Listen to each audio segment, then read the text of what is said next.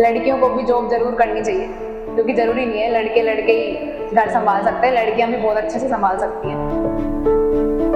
खुली ना संवारी मत आज मेरी पोती मेरे इतना रोशन ना करती हो, जब मेरे पोता भी ना कर सके इतना।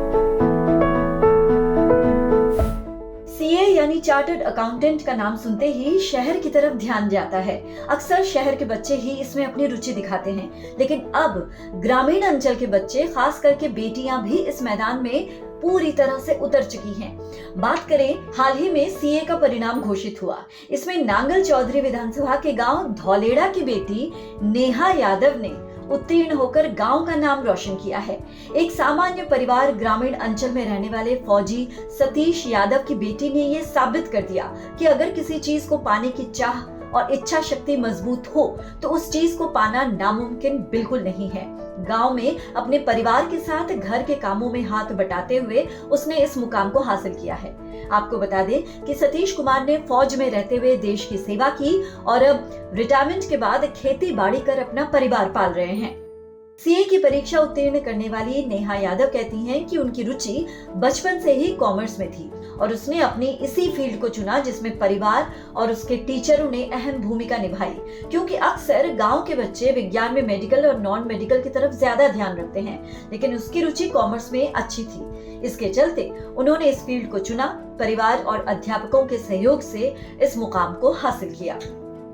स्टार्टिंग से तो जो गाइडेंस रही है वो स्कूल के जो मेरे टीचर्स हैं उन्हीं की रही है, क्योंकि आसपास में और परिवार में किसी ने सीए किया नहीं था, तो उतनी स्टार्टिंग में गाइडेंस में थोड़ी दिक्कत आई थी। बट जब मैंने 11th-12th में कॉमर्स लिया तो मेरे स्कूल के टीचर बहुत सपोर्टिव थे, तो उन्होंने बहुत गाइड किया, तो उस तरीके से फिर ये जर्नी बहुत स्मूथ रही। और परिवार वालों का सपोर्ट स्टार्टिंग से ही रहा है। पापा का ये रहा है कि लड़कियों को भी जॉब जरूर करनी चाहिए, क्योंकि जरूरी नहीं है लड़के लड़के ही घर संभाल सकते हैं, लड़कियां भी बहुत अच्छे से संभाल सकती हैं।